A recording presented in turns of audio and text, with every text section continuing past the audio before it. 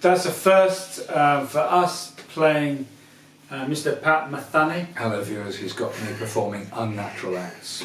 And Pat we've only just started. Metheny, yeah? Pat Metheny? Did you know he wore, did you know there's some discussion? No, we're not back on the rug again, are we?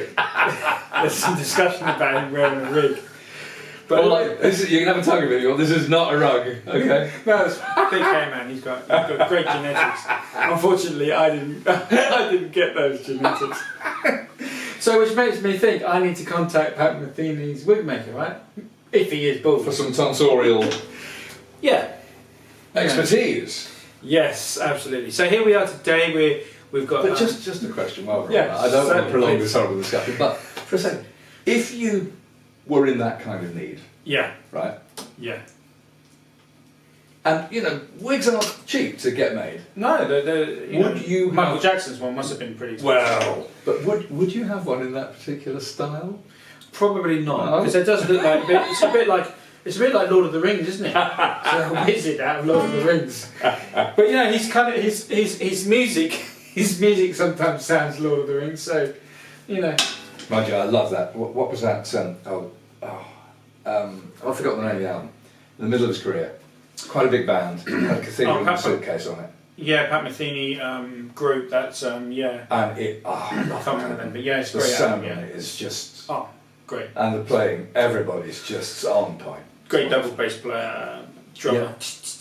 Yeah. Great drums. Lyle Mays on keys. Lyle Mays, God bless his soul. Give it all those washes and ambience and stuff, and then some wonderful piano solo. Yeah. Oh, it's great. I mean, he always he hates Kenny G, because Kenny G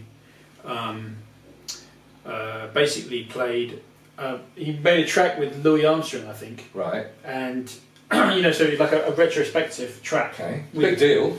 With Louis Armstrong, but so you got Louis Armstrong's master tapes, took out the rest of the band, and then played with him, which is kind of like a heinous crime to do in the jazz world. Do you know what I mean? Yeah. So Pat Metheny then sort of went on an interview and said he should be, literally killed. Something. This is a terrible crime.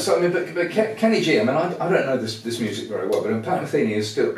It's quite deep jazz. Some of it. Because Kenny G is, for me, it makes me think probably wrongly of lift music. Yeah, he's a housewife favourite, isn't he? Okay, well, my mum had his album, my grandmother. I mean, I actually like Kenny G in the fact he has an amazing band. His musicians are very incredible tone. And who's that guy who plays soprano? Who that's Kenny G. Is it? Yeah, that's Kenny G. There's another one. There's another guy, I think. Well, there's Grover Washington Jr., but I think he played more. But unless you're thinking of Kenny G. I mean, it's almost pop music. It's pop music with it's Kenny G. Is it? That's Kenny G. Yeah. Right. And I mean, one thing, the sound and the tone is just fantastic. Yeah, but a jazz musician would say he's using the same licks. He hasn't studied the bebop thing. But at the end of the day, probably. I can buy that. But he had a great band, and he had some great musicians.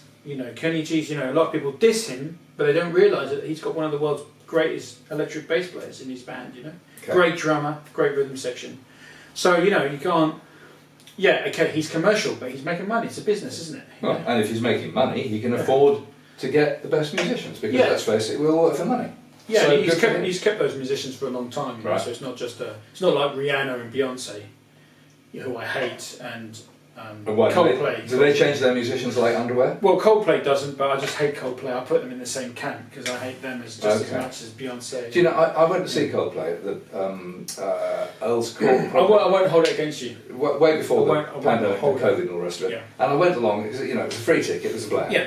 And we had really good seats. And I went along thinking, it's drivel really. Yeah. And I did have to admit, I didn't like You weren't them. caught up in the light show? I didn't like them. I thought they were pretty soppy. Yeah. But they did have about 6 or 7 absolutely, oh God, that's another world-class song. Respect. That's huge.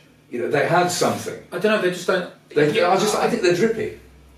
I think it's pop music and I want to when I listen to music I want to challenge myself a little bit, as we challenged ourselves on the intro of this video. Yes, ladies and gentlemen, as you can see, I'm absolutely a jazz native. Not. No, you did pretty well, man. It's pretty nice play, man. Good, nice bit of backing. So today we're going to be talking about. Oh, by the way, we're playing. This is an ESP acoustic. It's quite a nice guitar. It's from. It's very unusual, isn't it? Yeah, it's from 1995, and it's a one-off custom shop made guitar.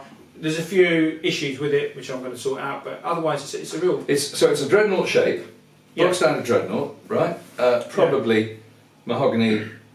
Yeah, it's good wood. It's mahogany neck and sides, spruce top.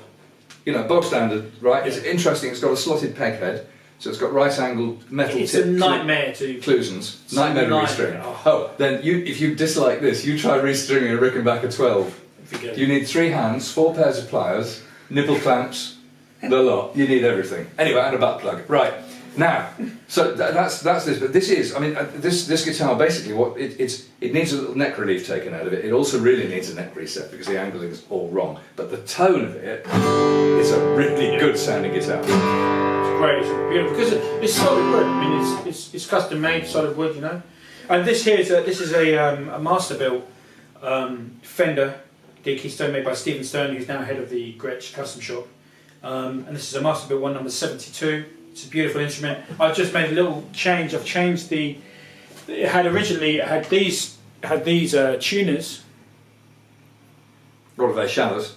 Yeah. They look like shallows. Yeah, they're Fender shallows. And so I changed it to these ones. Which look lovely. They look much jazzier. Yeah, and these are still Fenders. They're quite rare. These are getting, these are apparently they're worth quite a bit of money. These ones, so you can see there.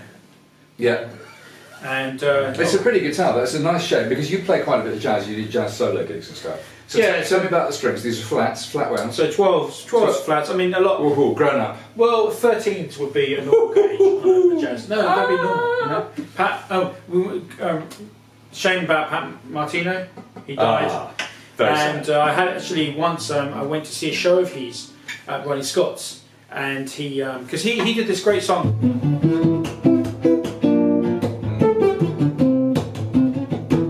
Sunny, he did a beautiful version, and he had great licks like, that sort of beautiful licks. And I went to his show at Ronnie Scott's, and it was on a weekday. It was his first gig in the weekday, and he was just finished rehearsal, and I actually managed to get into Ronnie Scott's before the band performance and sit and have a beer and chat with him for an hour or so. So that was one of my greatest moments. As well, it was like up there with meeting Peter Green outside in Denmark Street, and I hung out with Peter Green for half an hour or so. So those kind of 2 meetings off the spur of the moment were amazing. And but Pat Martino, very, very fragile kind of guy, very thin. He always looks very delicate in photographs. Yes, and not a very big man. Yeah, and he was very well. Everything was very delicate and well spoken, and very interesting guy. Right. Really nice chap. But absolute mountain of a musician. Wow. Oh, incredible! Yeah. So anyway, back to this. This is just a great guitar, and I do play jazz, but you can also play.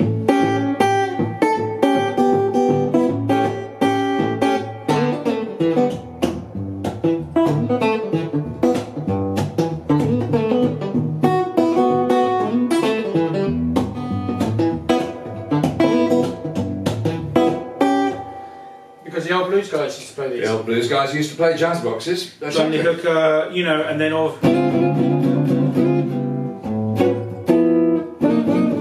Call it Stormy Monday. T-Bone Walker. So all the, a lot of the, Love T-Bone. there's Love the T-Bone shuffle. Yeah, so it's great to have. I like to have a hollow acoustic guitar, jazz guitar to play my jazz blues, and because when I'm playing electric guitar, I all that stuff, but all of that stuff I learn on this, and then I put it on electric. Josh Smith is another guy that does that kind of thing. So he played London beginning of last week, November 8th. Yeah. And so I wasn't there because I had a band rehearsal. Yeah. You weren't there, but pretty much everybody we know was there. They were. I was talking to some of the guys that I was out with last night, and they were talking about it. So it was an absolutely amazing gig. I mean, that's jazz is a teacher, blues is a preacher. That's how it goes, guys. And talking about blues, what we're going to talk about today. We're going to talk about, because this is a one-take job. We're not going to put any slides. We're going to just put this video right. No jiggery pokery. Absolutely not. But last thing about jazz guitars, I've noticed that Rudy Guitars in New York. Yeah, okay. Argentinian. He's un muchacho de Argentina. He's an Argentinian guy, and he has got the Shinnery collection of blue guitars. Oh, has he? They went to him. Yes, I've got the book. You've got a look at them. Oh, I need to. Anyway, there is actually a Fender De Quisto. There is. As part of that collection. That's right. So Stephen Stern, who made this very guitar, also made one of those ones. You're starting to like this a bit more now, aren't you? Not really. No. Well, no, I like it. It's just, I mean, the only jazz guitar I've got is a 175, which is the quintessential. And it is the quintessential guitar. And I acquired it because I got it in a ridiculous trade for an amplifier, right? And it's a fabulous guitar. And all my friends who can play jazz, they love it as a guitar. But I can't really play it. It's no, but you can like it.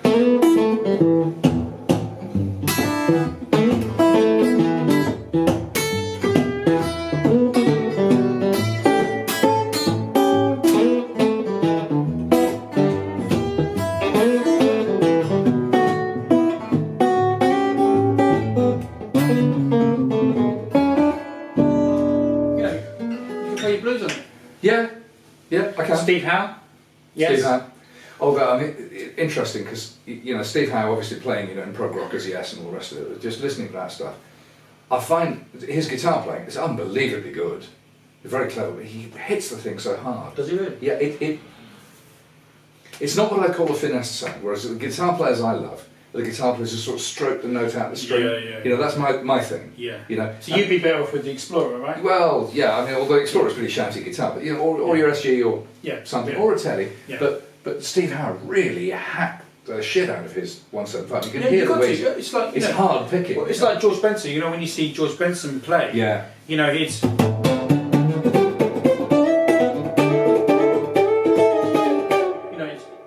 Yeah, and quite a heavy pick and all the rest of it. It's different style. Yeah. Different style. So we're going to talk today actually about two great legends, Stevie Ray Vaughan and Robben Ford. Well. Can we like both of them? What's the difference between them, and who do you prefer? So who do you listen to them both, Stevie Ray Vaughan and Robben Ford? Yeah, I do. You do? What I haven't done, it's partly a generational thing, is I haven't spent the time you have on actually really kind of mastering what Stevie Ray did, right? So I've come to that whole kind of big, fat, multiple amp sound Strat thing quite late. Right. But I love his playing. I really love his playing, but I love Robben Ford's playing just as much. Do you prefer one over the other? Yeah, I probably do, for the simple reason that I think Robben Ford's tone is so fantastic. It speaks directly into the middle of my head. Whereas Stevie Ray is kind of, I'm full of admiration. Yeah. Robben is doing something beyond that. He's actually talking directly to me, and he's not even asking for my consent or admiration. He's straight plugged in. But they're both amazing. It's interesting you said that. I mean, I remember, I think it's on Mystic Mile, the third, I think it's the second album. And Robben Ford actually did a tribute to Stevie Ray Vaughan. Oh, did he? Yeah, he actually did a tribute. I think they were called, maybe it was called, I can't remember what the song was called. It was either called The Brother or something. But there was a tribute to Stevie Ray Vaughan on one of those albums, either Mystic Mile or... Presumably he played that on a telly.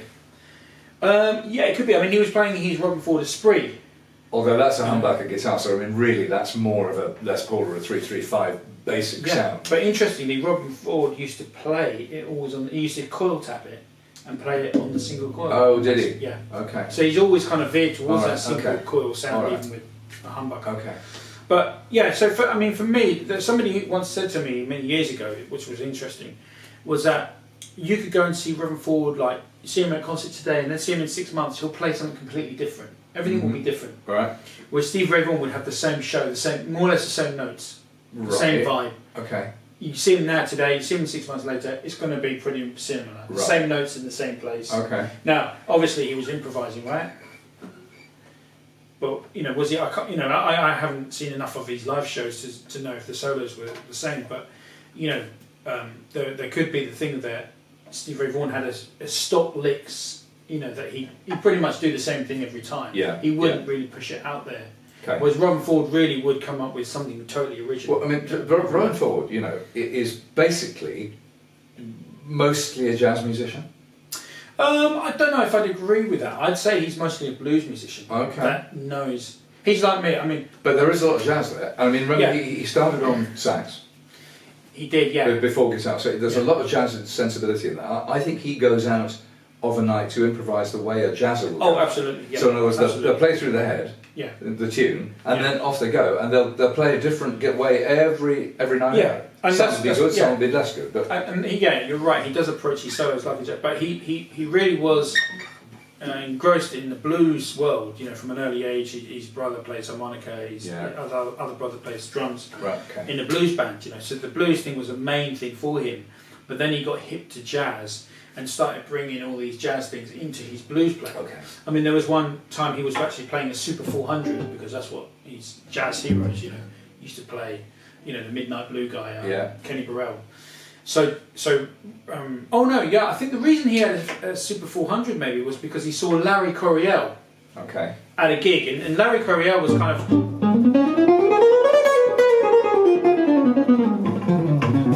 He was doing all those sort of scales. And Robben Ford went up to Larry Coryell and said, "What are you doing?" And Larry Coryell said, "This is the half step, whole step, half holes." Which Robben, of course, has since made into. Yeah, and he's kind of made that thing his own As thing. you go from the 1 to the 4, putting in the half hole, it's just exactly fantastic. Yeah. So, Robben Ford always had this thirst for knowledge and bringing in new concepts and ideas into his playing. Yeah. Well, Stevie Ray Vaughan was kind of more honing a new sound and then kind of sticking with that. Yeah. That was his thing. Yeah. But I think with Stevie Ray Vaughan, he kind of came out and really nailed the tone thing and brought, I think, which even Robben Ford may have been influenced by. Because, I mean, who had the Dunbar amp before? They both had Dumbles. They both, but Robben, the story about Robben and his Dumble goes right back to So Robben had the Dumble first. Dumble is supposed to have seen Robben Ford playing through a bassman. Yeah. And like the sound so much. Or bandmaster or bassman. Dumble designed his sound in his head around what he'd seen Robben do. So Robben was almost into Dumble before he had a Dumble. Yes. The argument is, if the story is correct, that Robben and that sound that night are actually the reason for the Dumble sound that we love. Yeah. So he's on the ground floor, but Stevie Ray had one as well. I mean, in those days, I mean, pretty much everyone who was a really, really hot player on the West Coast. Yeah, and a few of these guys, but mainly on the West Coast. I mean, they all either had Dumble make for them, or or Mesa Boogie, or they went to see Jackson Browne, who'd bought up the whole damn lot and paid over the odds for it. But it was great talking to Rick Vito. Did an interview with him. He had one, didn't he? Yeah, he had one, and from Jackson Browne, and but they, Stevie Ray Vaughan was around, and I think a lot of people dismissed him when he first came out because he was like a Hendrix wannabe. Mm-hmm. They saw him, this guy copying Jimi Hendrix, and then they suddenly realised that no, actually, this guy's got something of his own. He's doing his own thing. So while you're on that subject, you see, way back in the day, early 70s, right, the guy who was in Procol Harum, Robin Trower, came out. Robin Trower's band. Released several albums, and I thought they were really, really good, just what I wanted to hear. But he got it in the neck for being a Hendrix wannabe at the time. And you listen to it, with hindsight, and actually there's no doubt that there's Hendrix influence in the playing. Yeah, with his use with the Univibe, wasn't it? Well, not just the Univibe, but in particular, all those sort of, all those, sevenths, sit up and down, stuff like that. So, So that accusation was leveled at the time, but actually, if you listen to those Robin Trower albums now, quite good songs. They rock along really great. They rock along better than some Hendrix stuff on occasions. And yet, yes, he's a total legend. Hendrix has influenced him, but there's him in there too. And these are 40 years old. These albums. It's really standing the test of time. Yeah, and so just to kind of finish off the Stevie Ray Vaughan and Robben Ford, I think they're both, because when I was growing up in the early '90s, all the young guys playing guitar around me, my age, we were all in our young 20s, very late teens, young 20s. We were into Stevie Ray Vaughan and Robben Ford. This is in the East Anglia, so we're talking, Essex, Suffolk, Norfolk, if you know England. And there was always a guy in every county, every town that was the Stevie Ray Vaughan, Robben Ford guy. The gunslinger, yeah. Yeah, and so I was the guy in Colchester, Colchester and Essex. I was if you wanted to see Robben Ford or Stevie Ray Vaughan, you came and saw my band, because that's what I did. Okay. And then if you went to Suffolk, you went and saw two great guitar players, Adam Clarkston, Tim Ainsley. You went and saw them in Suffolk if you were in around Ipswich. And in Norfolk there was another guy, young gun. And then out in the West Country, you had Jesse Davey and John Amore. They had a band called The Hoax. And they were like, they got on Jules Holland, playing Stevie Ray Vaughan basically. Okay.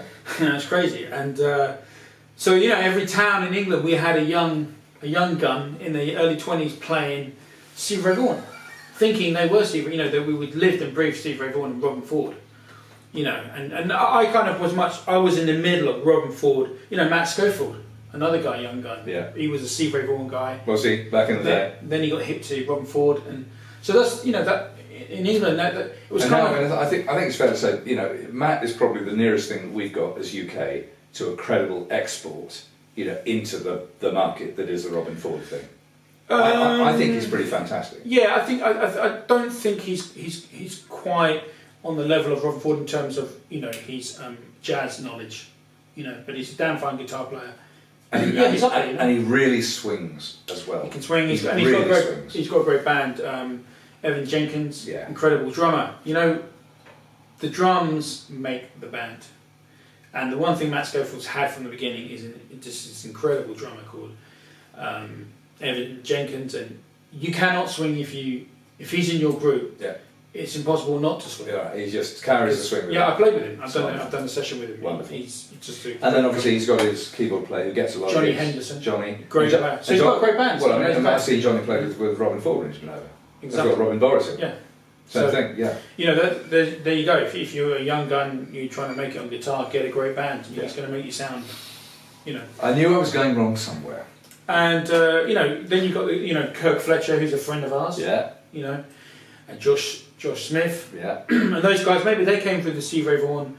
I'd say Kirk Fletcher's probably more authentic. He came through much more gospel and also listening to the B.B. Kings and because. Like when I learned guitar, I learned it from Eric Clapton and Peter Green. That's how I learned, and Robert Johnson and a bit of Wes and Django. But really, when I was playing, it was all about Stevie Ray Vaughan and Robben Ford. Right. They were the kind of the heroes. Well, the one thing that unites them, apart from the fact they're fantastic musicians and all the rest of it, the one thing that unites them is they both have an extraordinary tone. Different tones, but absolutely extraordinary. For me, the Robben Ford tone, particularly on those earlier albums. Yeah. The only other tone that I know of that I think is as great, I love Hendrix's rhythm tone, right? Love that. But really, it's Clapton on the Beano album. That's another defining tone. You hear it anywhere. You hear So how old were you how old were you when you first started hearing? Basically, let me rephrase this. How old were you? No lies, roughly. Yeah. Don't have to pinpoint it. But how old were you in 1967? I was 12. Were you playing guitar then? No. I picked up guitar when I was 13, when I heard Zeppelin. Okay. And obviously, the first Led Zeppelin. Well, this makes sense, because when I got into guitar, was in the early 90s, Stevie Ray Vaughan had died. Because he died in, 1990, 91? Okay. So he already died. Okay. So it was kind of like 2 years after that. So it's pretty the same story. Kind of similar. You were. But I didn't. I kind of reversed it because I got into guitar playing and rock music through Led Zeppelin and Cream, so that was my gateway to Clapton. But it took me a while to retrace Clapton back to Beano, And actually, I did it with the help of that fantastic Decca sampler album called The World of Blues Power, which has also got Greenie on it. Yeah, it's got Peter Green playing Out of Reach with John Mills Blues Breakers, which is Peter Green really being aggressive. Yeah, it's got Clapton playing Stepping Out. Yeah. Oh, and that album. Then I was probably 14, 15, and I was listening to these things and going, "Wow, this is the stuff," you know. And still, those tones and Robben Ford's, they're the goalposts for me. Yeah, I mean, my two heroes when I was growing up were Robben Ford and Stevie Ray Vaughan. That's what it was all about, you know. But before then, I'd done a bit of homework with the Peter Greens and the guys that you grew up with. Yeah. Because you have to, and then around that time as well, before I got heavily into Stevie Ray Vaughan and Robben Ford, I was into the Chicago guys. You know what I mean? Yeah. The Albert Kings and the BB Kings. So I think if you have that foundation of the British guys and the Chicago guys, you know, because essentially you could say there's three types of blues, yeah. Mississippi blues. So country blues.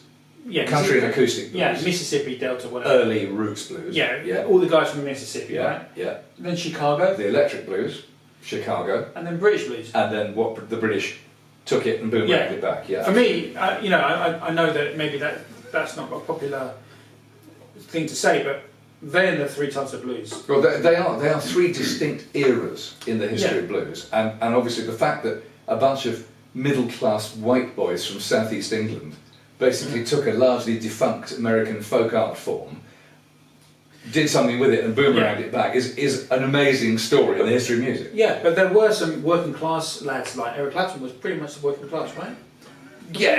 Ish. Yeah, he wasn't poor. Dirt poor. I mean, I think Bill Wyman was. The Stones were all kind of quite, you know. Yeah, but I think Bill Wyman was actually working class. Okay, could have been. Out of all of them, Bill Wyman was. Could have been. You know, maybe Charlie Watts. Maybe I don't know about Charlie Watts.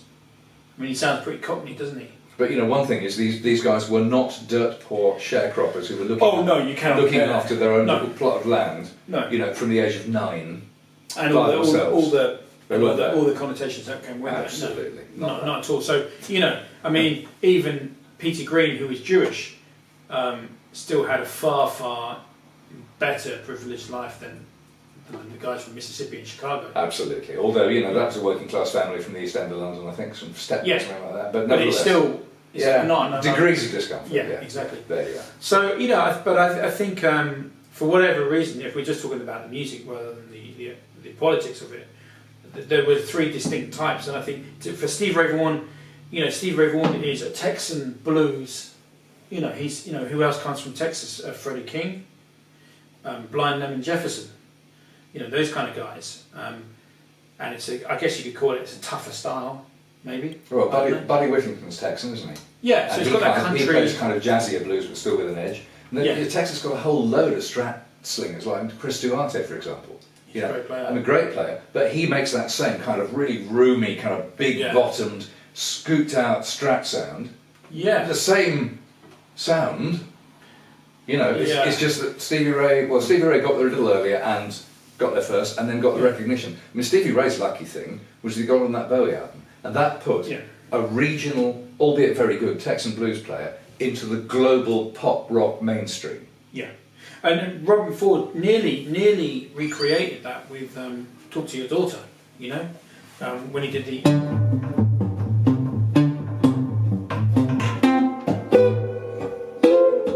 But it was... Help the poor, won't you help the poor people? Which is an incredible song, because that's how I learned to solo. For me, I love that song. And you know, he got the change of a nickel. Lovely. Ain't got no belts in my shoes. Ain't got no fancy tickle. 'Cause I ain't got nothing but the blues. So, by the way, on that, you know, these days, you know, whereas, you know, back in my day, you used to move a stylus on an LP record that was also probably going around on a turntable that meant you weren't in tune with the record you were trying to imitate. Nowadays, you've got, you know, all this tab and Songster and YouTube and all the rest of it, and the amazing slowdowner and all the rest of it. Right. So there's a riff in the middle of the solo that Robben Ford plays in that, and I really wanted to learn it, so I slowed it down, and even slowed right down.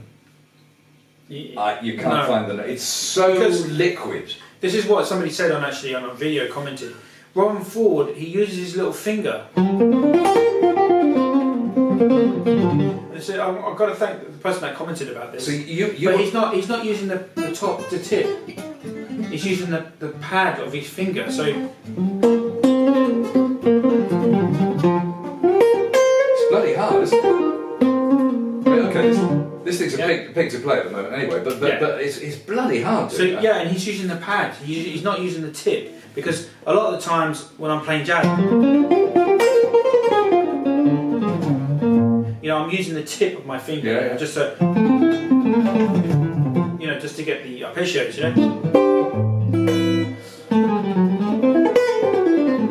whatever. But anyway, the point I'm trying to say is that Robben Ford was from the West Coast. What's happening on the West Coast? You've got Yoshi's, you've got all these kind of jazz fusion places. Jazz rock was big when he was coming up in the. But also, he was in the Joni Mitchell band, wasn't he? He was in the hot band. He was in that band, and he was around with these incredible session musicians like Jacko. Jacko was from Florida, but he'd heard of Jacko. Tom Scott. That's how he got into Joni Mitchell. Yeah, it was via Tom Scott, who was in that band with what's the band? The LA Express. Yeah, LA Express. That was his band, wasn't it? Yeah. So that's what Robben Ford and the Brecker Brothers, and he played with all those guys. So, Robben Ford was in that scene, playing for George Harrison as well, I forgot about that. And with Stevie Ray Vaughan, from Texas playing bars and tones, he's not going to be moving. It's harder edged. It's harder edged. And I was going to say, the other thing is that the difference is, I hope, if Robben perchance is watching this, I hope he won't be offended, but Robben is not a natural performer. Right. No. Stevie Ray was a natural performer. And whether he affected it or not, but he put a great deal of stock in it. So the whole look and the whole way he moves around. Whereas Robben pretty much just does what he wants to do, which is play music on a guitar. He wants to wear away. He wants a solo, jazz solo. Which is quite different to performing and being like. You watch old video of Hendrix. Hendrix was an unbelievable performer. That was the whole look, the move, the thing. Yeah. Absolutely, and Robben Ford didn't quite have the voice, whereas Stevie Ray Vaughan had a great voice. Great voice. Yeah. So Stevie Ray Vaughan had the voice. Yeah. And Robben Ford just didn't. I love Robben Ford's voice. Yeah. It's good. He's talented. He's got a great voice. He sings in tune. If you diss his voice, you try singing one of his songs. Mm-hmm. It's not easy. Because he does nail the note. But Stevie Ray had that kind of. The voice was down in here, wasn't it? It was. It was a sexier voice. Yeah. Let's say. Yeah. I'm not. But let's say it was a sexy voice. So we've done that to death then, haven't we? Right. So, so that's Stevie Ray and Robben. Let's finish up on what is the difference, Bob, between a man and a woman. No, sorry. What is the difference, Bob? This is the wrong decade to ask that question. I know. Stay on track, please. What is the difference between American players and British players? Oh, what's the difference? We've got a lot of American fans. We've got some British fans. it just okay. Sight unseen. I haven't rehearsed the answer to this. But I think the one thing difference is I think that the American players are more schooled. You know what? I was going to say exactly that. And I don't mean that they've all been to college. What I do mean is that in America there's a pretty hot guitar player in pretty much every town. Yeah. So there's someone around to kind of look up to and learn all and they really know what they're doing. Stuff and the licks, and they really know what they're doing. And they do things like, for example, a lot of these guys are Telecaster players. Yeah. Clean edge Telecaster players who get everything out of a guitar and a chord and a little amp. Yeah. And these guys are the kind of guys who play those sort of wonderful cross open string arpeggios. Yeah, and they can play anything. They can play any style. And so in other words, they've got an awful lot of musical and fretboard knowledge. Yeah. And I think the American tradition is that more people grow up in that environment, whereas that's actually quite more flexible. Unless you get lessons, which by the way are going to cost you some money here, you're not likely to come across that. Also, far less bars to go and see people play. In America, every corner bar has got a pretty hot player playing at least one night a week, if not seven. I think in Britain, I think it's like you said. I think You get players though. This is the unique thing about Britain is you get players that get obsessed with one little thing, and that's how you get like players, great slap bass players like Mark King, bass players like Dave Holland, and then you get great blues players, obviously like Clapton, Peter Green. But they can only do one thing. They're not versatile like American players. Whereas I mean, you mentioned Josh Smith earlier. I mean, Josh Smith, he can do bloody anything. He can do polka, jazz, blues, rock, and he can then fold in between them in the middle of a song. Can he do Malian music though? Can he do? No, you probably can't. You've probably got the edge on him with Marley. But honestly, if you gave him, you sat down with him. No, it'd be great. For a 2-hour session, he'd probably be playing it like you. Yeah. But it's like, and Buddy Whittington, again, when you watch him playing, it's really blues, but there's so much jazz in the turnarounds there. And country.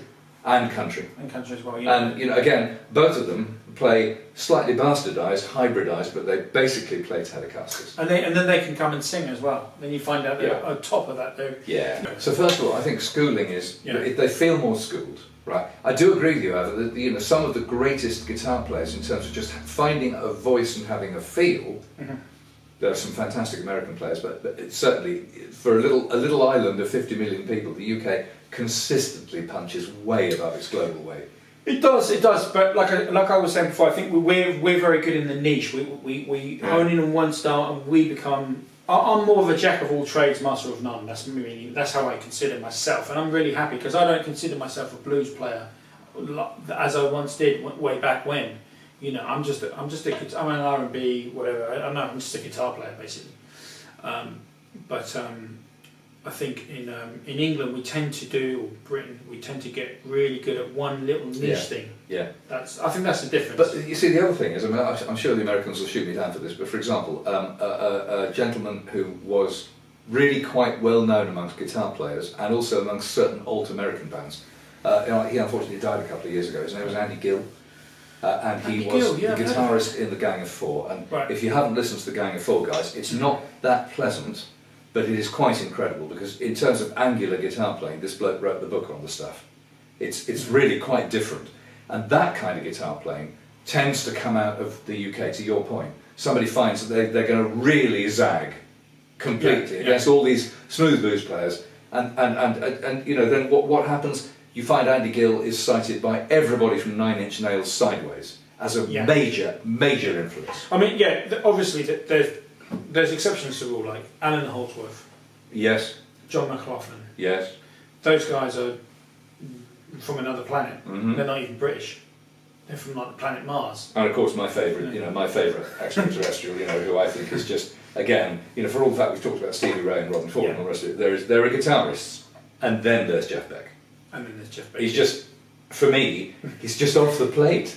He's so different, so fantastic, and I've had the fortune not only to see him play many times, but also when I went out to the Crossroads a couple of years ago, I sat through his whole sound check. There were 6 of us watching him in the stadium down the front, and I've got to tell you, it was more like earth being moved than music. It wasn't loud. It was just power. What about this guy here? Well, I think he's pretty great. Well, and he's British, and a unique tone, unique sound. But again, he does one thing, doesn't he? He does it bloody well, but he does one thing. Yeah, although, you're almost right, but then he went and did a crazy little thing called Love, and the solo on that is a Telecaster. It's obviously a Telecaster, and he absolutely nailed that rockabilly, guilty tele sound, not the usual... Not the normal thing, the mahogany fireplace through the DC, Yeah. So just to change the subject a little bit, this is a great book by Simon Bradley, because on the guitar show, because we're now on the Bob and Ramon show, by the way, and this is where we're hoping to develop our audience, become something of a thing, hopefully, fingers crossed. Fund our next world tour. Yes, of pubs in South Africa. Yes, quite. But anyway, on the guitar show where I do kind of history videos, it was brought to my attention that I didn't give credit to some people where I got my research from. So this is credit going out to Simon Bradley, who's written this brilliant book on Brian May called The Red Special. Have you read that? No, but this... But when you've read it, I want to borrow it. You can have it. Because I bought this just to do the research for a video. Because what I tend to do, guys, is actually do buy books. I know this is not the done thing now. No, hang on. He's only saying he buys books here, fellas. He's not necessarily saying that he can read. Yes. But yeah, step by step. I am from Essex. So but you can read, and you can read music, which I can't. But this guy here, Brian Mate, and Simon Bradley, who's done this great book, you know, I try to do research, I try to buy books, you know, and then I do the research that way, rather than just, you know, going to one source. Yeah. I try to go to a few different sources. But the problem comes when there's an amazing website, and all the research is already done. So what do? What I tend to do is, you know, I use that, obviously that, but I do some research around it from other sources, just to make it a little bit different. Well, frankly, and you've got to, first of all, because you're not adding any value, and you're basically cheating everyone if you don't. So you have to you triangulate between other sources to come to maybe a slightly different conclusion. Yeah. That's legit. Yeah. So sometimes I do. Although, of course, if you were at a university in England at the moment and you said anything like that, you'd get cancelled. For having you're cancelled for having an unacceptable point of view. I'm going to cancel you from that. Well, I should cocoa. So anyway, back to this subject. I'm now putting in, like when I was studying at university, we do the Harvard referencing. Right? Yeah. So I'm going to try and put all my resources so people can go and check out the websites and the books that I read to get this stuff from. Right. But apologies if I've used someone's photo or something, you know, apologies for that. I do. If you email me or message me, I'll always put your name if you feel that you've contributed something and I haven't recognised. Fair play. Then just get in contact. Yeah, the point is not to misrepresent. That's the point. Yeah, and and it's for the good of the guitar community to find this information out. Some people want to read books, some people want to watch a YouTube video, some people want to go to a website. You know, I'm just putting it on the YouTube platform. You know. So while we're talking, and before we wrap up, are we going to talk just briefly about progress on the development of your line of effects? So I'm quite excited about this, and you're sort of zeroing in on the materials and the boxes and the sound and all the rest of it, and it's not going to be long now, is it? It's not going to be long. You know, there's a sound I have in my head. there's a sound I have in my head, and I'm trying to get that sound that I've got in my head. I'm so close, but I don't want to put a product out there. No. I've got a few little orders, and I have to fulfil those orders first, Bob. But before I can do that, I just need to get this thing perfect for me. I agree. I don't want to just sell something to somebody and I'm not happy with it. I think the truth is, I think there are too many people, for entirely expedient reasons, who are actually doing exactly what you're trying to avoid. And they're putting stuff out that's good, but it's not great. And in particular, I mean, the one that I'm mostly interested in is the pedal design of yours that you use most specifically, not exclusively, most specifically with the Strat. Because the prototypes I've heard make the Strat sound that big sound. Thank you. Out of the Strat. God bless you. And you know that's the one, and that in a box is worth having alone. In a world where we've probably all got half a dozen drive pedals knocking around the bottom drawer. Thank you. Yeah. Right.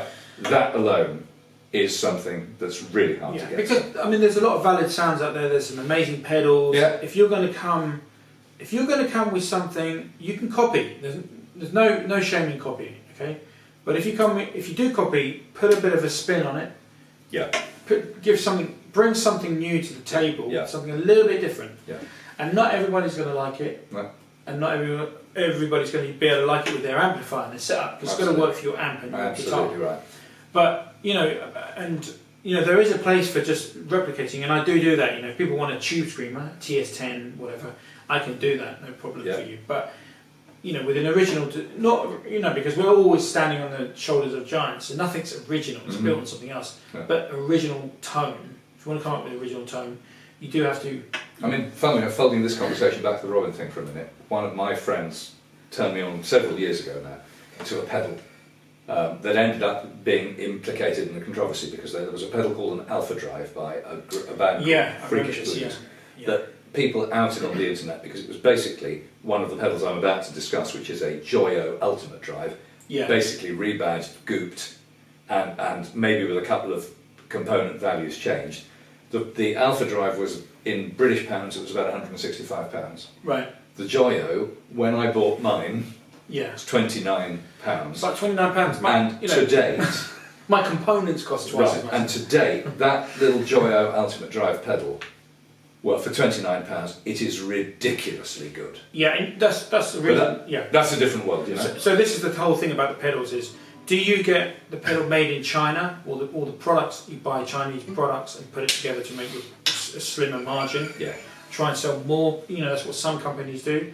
Or you can do what I'm doing, which is I don't worry about any of that stuff. Yeah. I just make the products as good as I can with the parts. I try not to get stock parts. Try to get some interesting parts. Some are stock. But the good news is because at the moment there is a huge fashion to make Dumble style pedals, D style pedals. Yeah. And this is really difficult because you're now selling a sound, right, to people who have never heard that sound. They've heard a few records that say they're Dumbles, but that's through so much processing in EQ. Very few people have heard of Dumble. God, we're sitting in front of your 2 Dumble clones. I've got 3 Dumble clones. I've only heard a real Dumble once, and if you asked me to hum it back to you, I don't think I could. So I've got a rough idea, and you've got a whole industry producing D-style pedals. And they've never played it, Dumble. And some of them are just pretty good drive pedals, and some of them are a bit pants actually. But the price range, again, the little golden horse is about £30. Yeah. And you can go up to about £400-500 for these things. If they've got components made of unobtainium inside them and stuff like that. Yeah. And that's a whole kind of rabbit hole over there. It is, yeah. I mean, I think as pedal makers, you've just got to do your thing, and hope people will like what you're doing. That's why you can't really worry about the competition. I'm not worried. I don't want to be. If I can make one person a pedal and they enjoy it, job done. Yeah, good. If I can make 2 people, that's a bonus. Yeah. So. Well, I think you will. I think the judging, and I certainly think Strat players will be very interested in that particular avenue you're pursuing. So. Yeah. Now, next time we get together, we'll probably do it at mine. Because I definitely want to talk through this new amplifier I've got. Yeah, this is a special amplifier. You're not allowed to say what it is. I'm not going to say what it is. Because I want to get one. And it was. We don't want to send 500 people. We don't. And it was mad cheap. And it's very cheap. It's very accessible. It's really shocked me. So we'll probably play it next time. We'll play that next time, and we'll talk all about that, and we'll talk about the size of the speaker and all that stuff. Because that's something So what are we going to play out with? Well, let's let me just play like a jazz blues. You're going to make me play more jazz. And you're going to solo now. A solo on a guitar with an action that's going to slice into my very being. So this is Goodbye from... goodbye from him, and goodbye from me. We're playing you out with a bit of Miles Davis, Star Blues.